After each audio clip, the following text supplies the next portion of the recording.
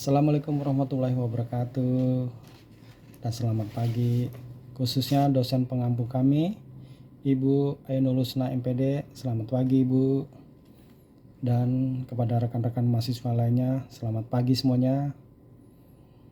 Salam sehat dan bahagia selalu. Kami dari kelompok 9 akan membahas tentang makalah konseling traumatik, praktek dan permainan konseling traumatik di lapangan. Adapun kelompok 9 ini terdiri atas 1.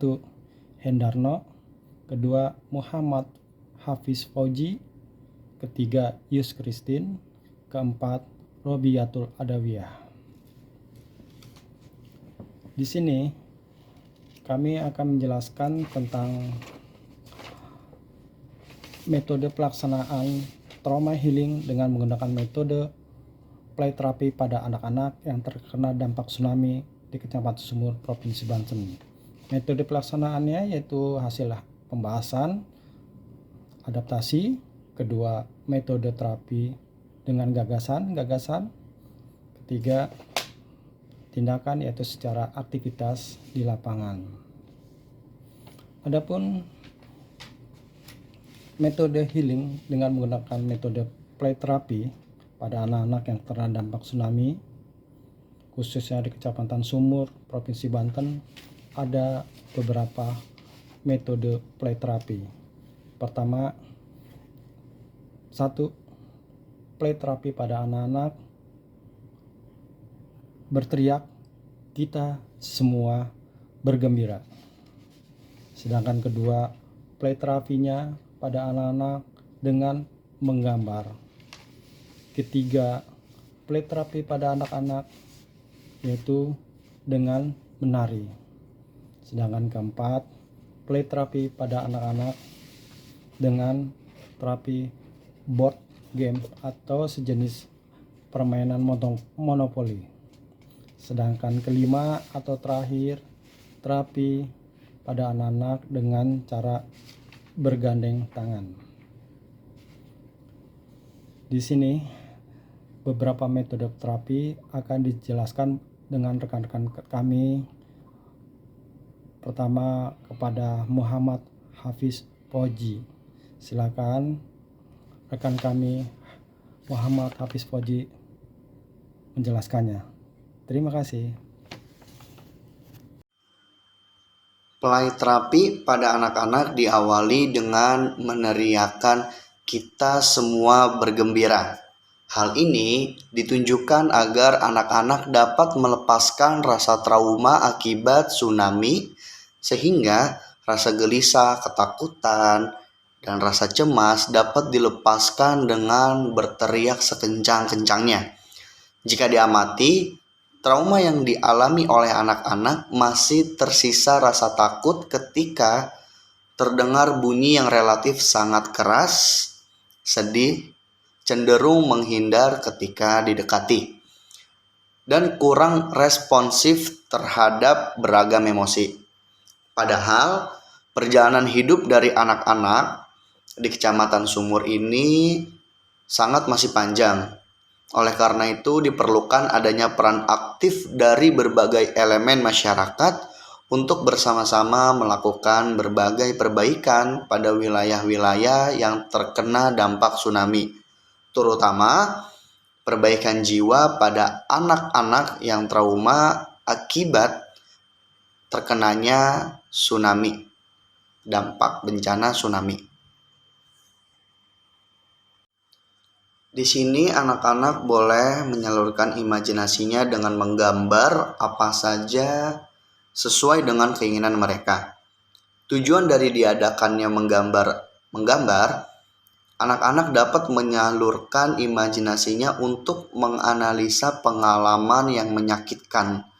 Dengan menyalurkan imajinasi dalam bentuk gambar, sehingga diharapkan anak-anak secara perlahan dapat merubah hidupnya, sehingga tidak hanya berjibaku dengan rasa sedih akibat kehilangan orang-orang terkasih atau rasa takut akibat tsunami yang masih ada di dalam benak mereka. Kegiatan berikutnya dalam play terapi adalah mengajak anak-anak untuk menari. Dengan melakukan gerakan menari, anak-anak mendapatkan pengalaman dalam mengekspresikan perilaku dan perasaan positif. Menari bersifat rekreatif sehingga dapat membantu anak-anak mengekspresikan emosi dirinya sehingga dapat menyeimbangkan tubuh dan jiwanya. Karena pada dasarnya tidak semua anak dapat mengungkapkan perasaan pasca bencana secara verbal, sehingga dengan dilakukan gerakan menari, anak-anak dapat mengungkapkan permasalahan dan perasaannya secara nonverbal.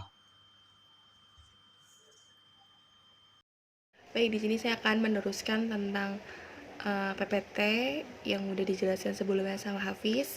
Di sini saya akan menjelaskan tentang yang keempat, inilah terapi board game. Apa sih terapi board game? Di sini saya akan menjelaskan bermanfaat untuk memberikan pengetahuan tentang menghindari dan menghadapi dari bencana dengan menggunakan papan permainan.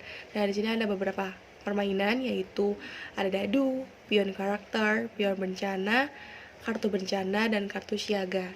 Inilah sehingga mereka tidak bosan dengan game siaga ini, seperti permainan monopoli anak-anak. Dan yang kelima, yaitu terapi mengandengkan tangan. Apa sih terapi penggandengan tangan? Yaitu bermanfaat merasakan adanya kekuatan kasih sayang, rasa empati, dan kekuatan menghadapi permasalahan yang dihadapi mereka. Permainan berpegangan tangan mengakhir dengan saling berpelukan untuk menguatkan perasaan mereka. Dan yang terakhir yaitu penutup. Dan di sini penutup dari kesimpulan aku, musibah merupakan bencana alam yang dialami masyarakat di Kecamatan Sumur memang tidak dapat dihindari. Namun, bagi anak-anak, musibah yang merenggut sebagai anggota keluarga dan kehilangan harta benda pasti akan ada menyiksa kesedihannya. Untuk itu diperlukan adanya kerjasama dari berbagai pihak untuk secara bahu membantu memberikan instruktur yang rusak akibat terjaganya tsunami, terutama penanganan trauma yang dialami oleh anak-anak ini. Korban bencana tsunami di Kecamatan Sumur, karena bagaimanapun perjalanan hidup anak-anak di Kecamatan Sumur masih relatif panjang, anak-anak ini harus dapat bangkit dari musibah yang dialaminya dan dapat melanjutkan kehidupannya ke depannya sampai anak-anak ini dapat membangun wilayah tempat tinggal mereka yang luluh lantak akibat tsunami dan mengembangkan orang-orang yang terkasih yang telah direnggut akibat adanya tsunami. Dan saran dari aku ialah ada dua kemungkinan layanan konseling bantuan yang dapat diterapkan untuk mengatasi pasca tsunami ini, yaitu ada dua. Dan yang pertama itu rekonstruktor psikologis melakukan bantuan untuk mengatasi masalah lalu. Dan yang kedua ini seperti permainan monopoli anak-anak.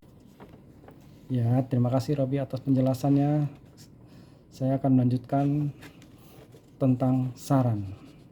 Ada dua saran dalam hal ini pasca tsunami bencana di Kecamatan Sumur, Provinsi Banten, yaitu saran pertama, rekonstruksi psikologis melalui bantuan untuk mengatasi masa lalu. Sedangkan yang kedua, sarannya yaitu rekonstruksi sesuai melalui pemulihan hubungan.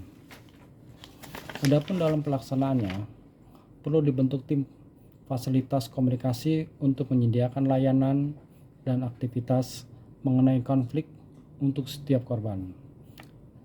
Saran menyembuhkan luka psikologis memang butuh waktu yang panjang dengan serangkaian proses psikologis yang konsisten. Oleh karena itu, seyogianya lah pemerintah sesegera mungkin menerjunkan relawan yang bertugas memberikan layanan konseling traumatik saat-saat seperti ini. Yang dibutuhkan korban tsunami, korban pasca tsunami, bukan hanya kecukupan makan, minum, dan kesehatan. Lebih dari itu, mereka juga menginginkan serta membutuhkan kesehatan mental, stabilitas emosional, dan optimisme untuk memulai kehidupan baru pasca kehilangan semua yang berarti dalam hidupnya. Memang bisa dipahami adanya kesulitan pemerintah untuk menurunkan tim konseling traumatik. Hal ini dikarenakan tidaklah mudah mencari relawan yang memiliki basis ilmu pengetahuan dan pengalaman di bidang ini. Oleh karena itu, bantuan berupa layanan konseling trauma merupakan kebutuhan yang tidak kalah penting untuk diprioritaskan korban bencana. Demikianlah kami dari kelompok 9 telah menjelaskan praktek dan permainan konseling traumatik di lapangan, khususnya di Kecamatan Sumur, Provinsi Banten, dengan beberapa metode terapi. Untuk itu, terima kasih atas perhatian rekan-rekan mahasiswa dan dosen pengampu kami, Ibu Ainur Husna, MPD. Terima kasih. Kami dari kelompok 9 mohon pamit. Undur diri. Assalamualaikum warahmatullahi wabarakatuh.